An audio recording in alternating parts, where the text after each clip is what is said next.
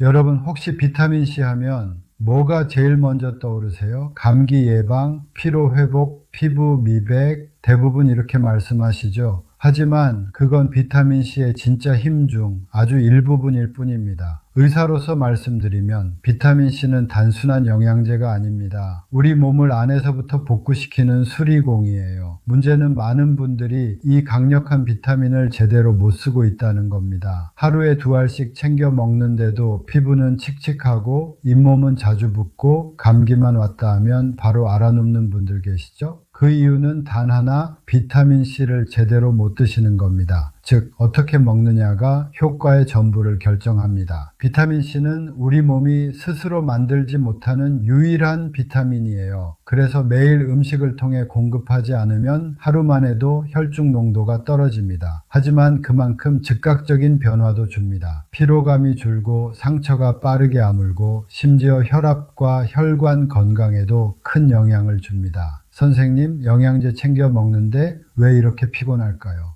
비타민C를 매일 먹는데 효과가 없는 것 같아요. 그럴 때마다 저는 이렇게 말씀드립니다. 비타민C는 양보다 타이밍이 중요합니다. 언제 어떤 음식과 어떤 형태로 먹느냐에 따라 흡수율이 3배까지 차이 납니다. 오늘은 여러분께 비타민C를 단순히 감기 예방제가 아니라 몸 전체를 살리는 에너지로 활용하는 법을 알려드리겠습니다. 본격적으로 들어가기 전에 한 가지 질문 드릴게요. 여러분은 비타민C를 언제 드시나요? 아침 공복인가요? 식후인가요? 혹은 피곤할 때만 챙기시나요? 댓글로 남겨주세요. 그리고 시작 전에 좋아요 먼저 꾹 눌러주시고요. 가족들과 주변 지인들에게 널리 공유해 주세요. 자, 그럼 지금부터 비타민C의 진짜 효능과 효과 3배 높이는 복용법을 차근히 알려드리겠습니다. 먼저 비타민C가 얼마나 대단한지 알려드릴게요.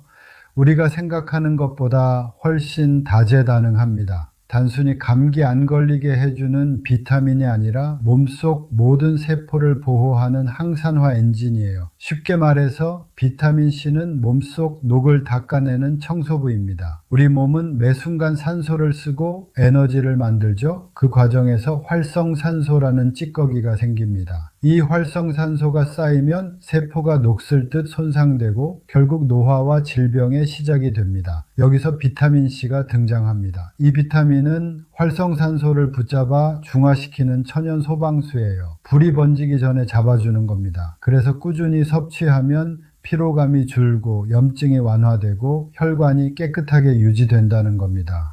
혈중 비타민C 농도가 높은 사람은 낮은 사람에 비해 심혈관 질환 발병률이 약 42% 낮다는 연구도 있어요. 심장은 끊임없이 피를 보내는 펌프죠. 비타민C는 그 펌프의 내벽을 닦는 역할을 합니다. 혈관벽이 상처나면 거기에 콜레스테롤이 달라붙어 염증이 생기는데 비타민C는 그 상처 회복을 돕습니다. 결국 비타민C는 혈관의 수리공이기도 한 셈이에요. 피부에서도 역할이 큽니다. 여러분 콜라겐 많이 들어보셨죠? 그런데 콜라겐은 비타민C가 있어야만 만들어집니다. 아무리 콜라겐을 먹어도 비타민C가 부족하면 몸은 그걸 합성하지 못합니다. 그래서 비타민C가 충분한 사람은 피부가 맑고 상처가 잘 낫습니다. 이건 단순히 미용이 아니라 세포 재생의 속도가 다르다는 뜻이에요. 또 하나, 뇌와 신경에도 비타민C는 필수입니다. 우리 뇌는 몸 전체 산소의 20%를 씁니다. 그만큼 산화 스트레스가 심하죠. 그래서 비타민C는 뇌에서 활성산소를 제거하고 신경세포를 보호하는 필터로 작용합니다. 특히 노년층의 기억력 저하나 치매 초기에서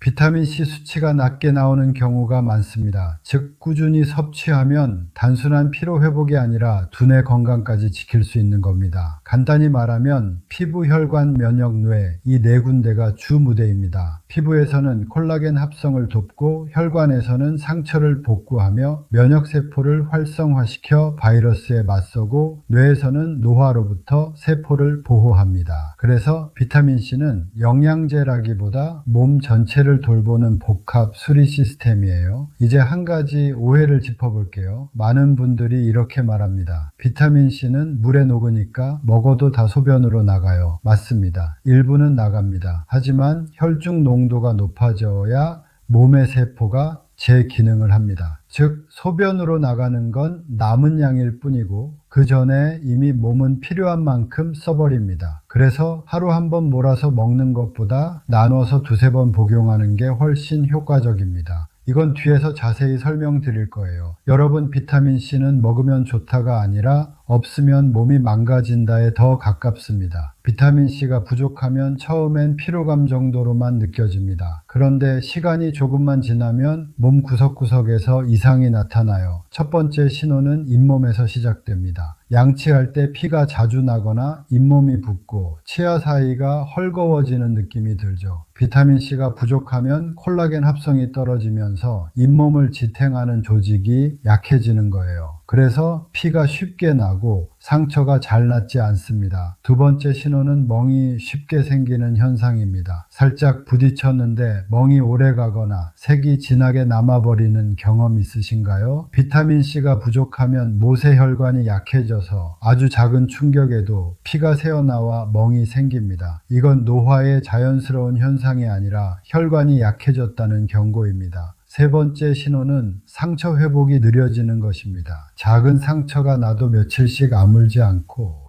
딱지가 생겼다가 다시 벌어지는 경우가 있죠. 비타민C는 조직 재생에 필요한 단백질을 만드는 핵심 조력자입니다. 그래서 부족하면 상처가 오래가고 피부가 잘 트고 거칠어집니다. 특히 손등이나 팔뚝처럼 자주 노출되는 부위가 거칠어지고 윤기가 사라진다면 그건 피부에 수분이 빠져나간 게 아니라 비타민C가 부족해서 재생이 멈춘 상태일 수 있어요. 또 비타민C는 먹은 음식을 에너지로 바꾸는데 꼭 필요한 보조 엔진이에요. 그래서 아무리 잠을 자도 개운하지 않고 몸이 늘 무겁고 머리가 멍하다면 그건 단순한 수면 부족이 아니라 세포의 연료 효율이 떨어진 상태일 수 있습니다. 특히 50대 이후에는 몸속 비타민C 저장량이 젊을 때의 절반 이하로 줄어들기 때문에 조금만 부족해도 피로가 훨씬 빨리 찾아옵니다. 그리고 많이 느끼시는 면역력 저하와 잦은 감기도 빼놓을 수 없죠. 비타민C는 백혈구를 활성화시켜 바이러스나 세균을 잡는 면역 시스템의 스위치 역할을 합니다. 그래서 조금만 피곤하면 바로 감기 걸리고 한 번 걸리면 잘 낫지 않는다면 그건 단순히 체력이 떨어진 게 아니라 면역세포가 연료를 잃은 상태입니다. 실제로 감기약보다 비타민C를 꾸준히 먹는 게 면역 방어력에는 훨씬 도움이 됩니다.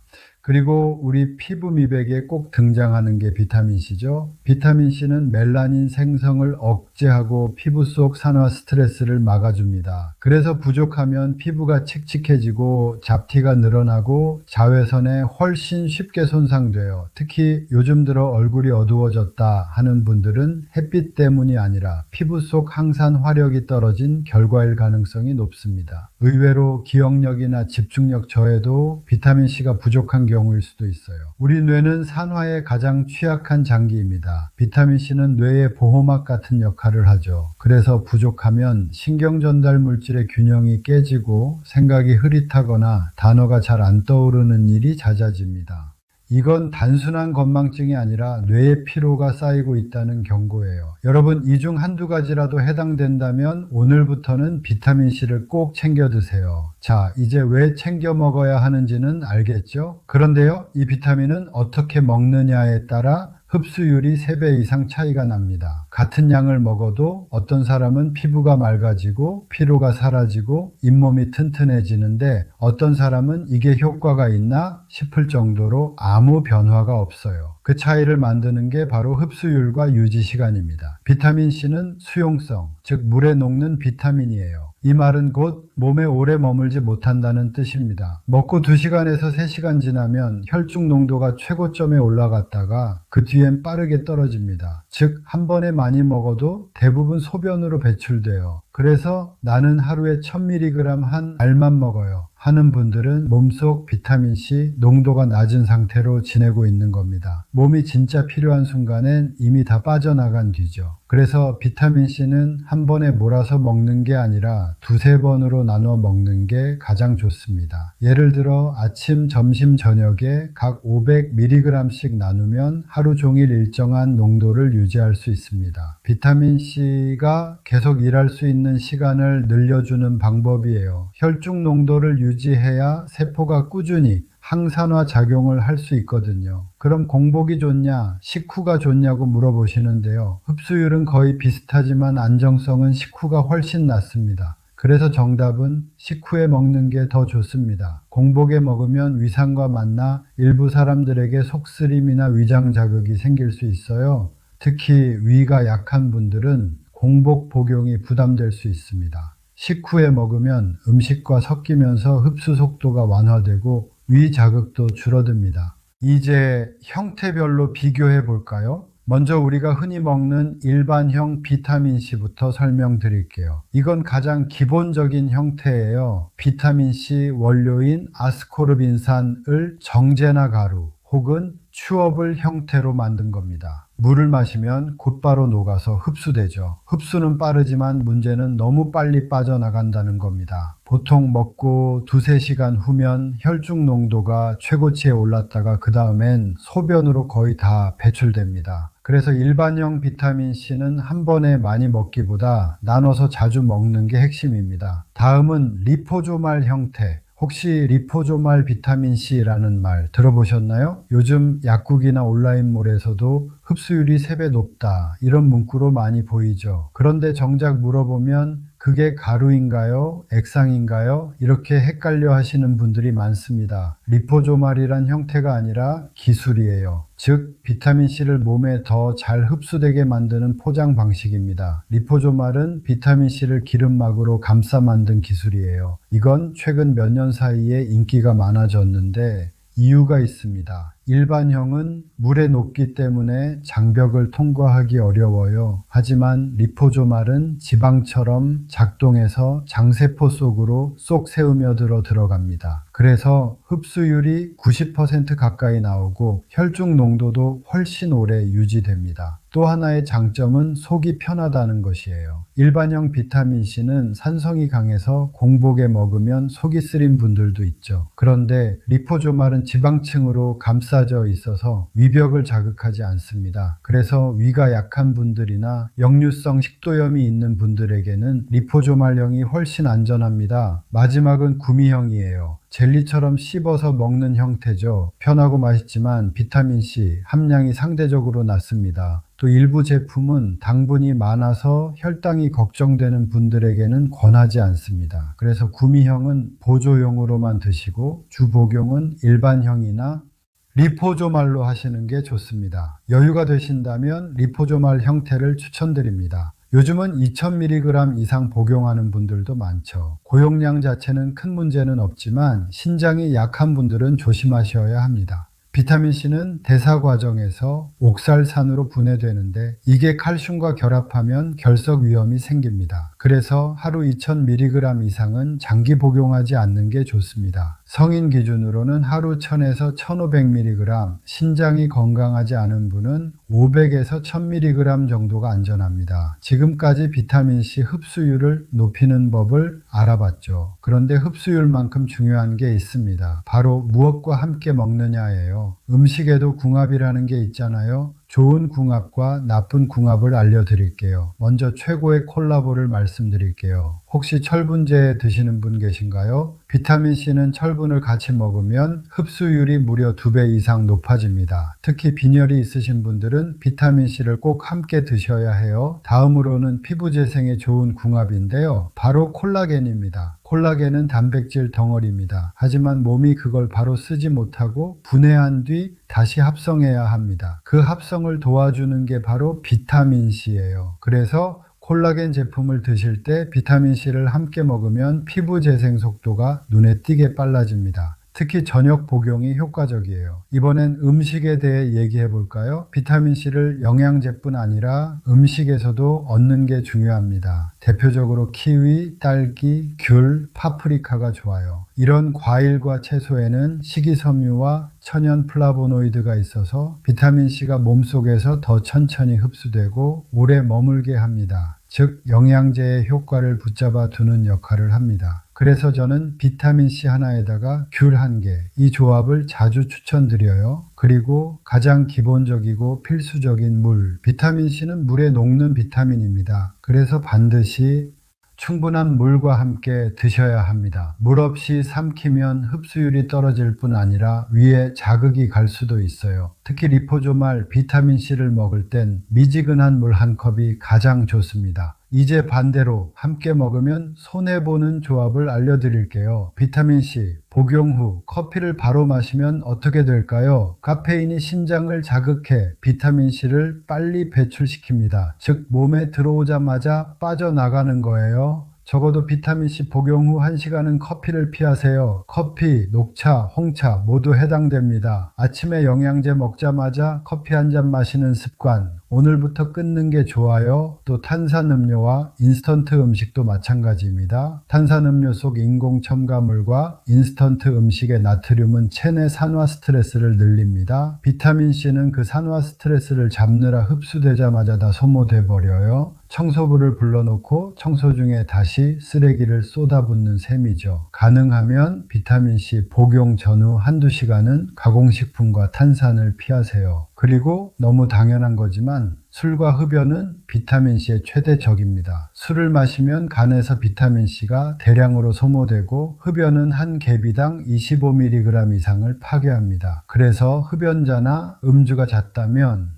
일반인보다 비타민C를 최소 2배 이상 보충해야 합니다. 그리고 아까 말씀드렸던 칼슘, 비타민C가 칼슘과 만나면 결석 위험이 생긴다고 했죠? 칼슘 보충제를 함께 복용 중이라면 시간을 2시간 이상 띄워서 드세요. 이 작은 습관 하나가 신장 건강을 지켜줍니다. 여러분, 비타민C는 단독으로도 훌륭하지만 궁합을 맞춰야 진짜 힘을 냅니다. 철분과 만나면 피를 만들고, 콜라겐과 만나면 피부를 만들고, 물과 만나면 흡수를 높이고, 커피와 만나면 사라집니다. 결국 비타민C는 언제 무엇과 함께 하느냐에 모든 게 달려있는 영양제예요. 자, 지금까지 비타민C의 역할과 흡수법을 배웠죠.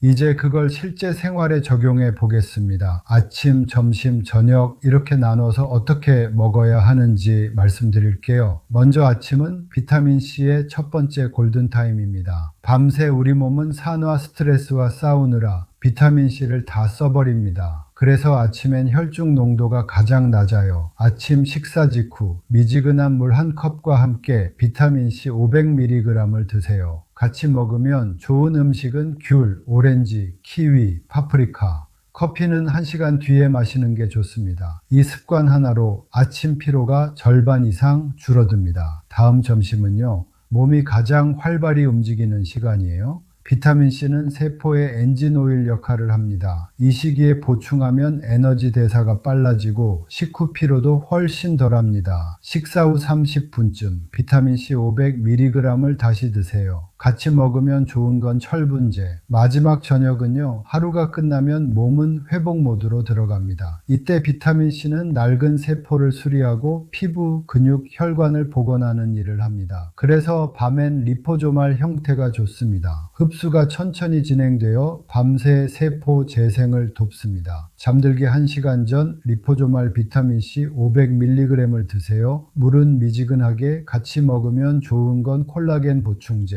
이렇게 하면 피부, 혈관, 근육 재생 속도가 2배 이상 높아집니다. 수면 중에도 몸이 정화돼서 아침에 일어났을 때 눈의 피로가 덜하고 피부가 맑아진 걸 느끼실 겁니다. 특히 여성분들은 이 루틴 하나로 피부톤이 밝아지는 걸 직접 느끼실 거예요. 마지막으로 비타민C를 드실 때 조금 주의가 필요한 분들도 있습니다. 자신에게 맞는 방법으로 복용량을 조정해 주셔야 해요. 먼저 위가 약한 분들은 공복 말고 식사 후에 드시고 신장 질환이 있으신 분들은 하루 1000mg 정도로 제한하세요. 그리고 아까 말씀드렸던 흡연자나 술을 자주 드시는 분들은 하루 2000mg 정도는 안전하게 드셔도 괜찮습니다. 마지막으로 당뇨병이 있으신 분들이에요. 이분들은 리포조말보다는 일반 비타민C 형태가 더 안정적입니다. 이렇게 자기 몸의 상태에 맞게 조금만 조정해도 비타민C의 효과는 훨씬 커집니다. 무조건 많이 먹는 것보다 내 몸에 맞게 먹는 것이 진짜 건강 비결이에요.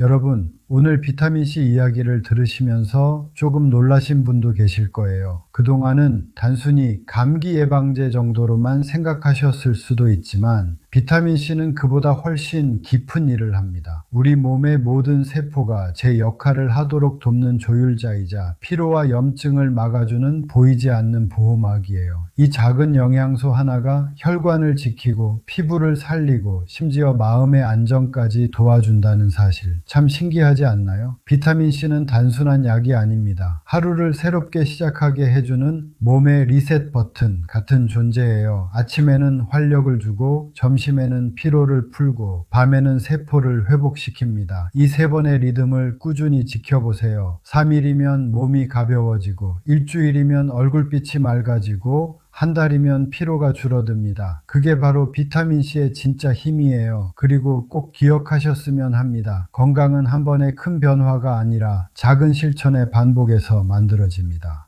아침에 미지근한 물 한 컵과 비타민C, 점심 식사 후 철분과 함께한 알, 잠들기 전 콜라겐과 리포조말 한 알, 이렇게만 해도 충분합니다. 그 작은 루틴이 당신의 세포를, 혈관을, 피부를 하루하루 새롭게 만들어줄 거예요. 혹시 오늘 영상이 도움이 되셨다면 좋아요와 구독으로 응원해 주세요. 그리고 댓글로 여러분만의 비타민C 루틴도 공유해 주시면 좋겠습니다. 누군가에게는 그 댓글 한 줄이 건강을 지키는 시작이 될 수도 있으니까요. 지금까지 여러분의 건강을 지키는 내과 전문의 박상민이었습니다. 감사합니다.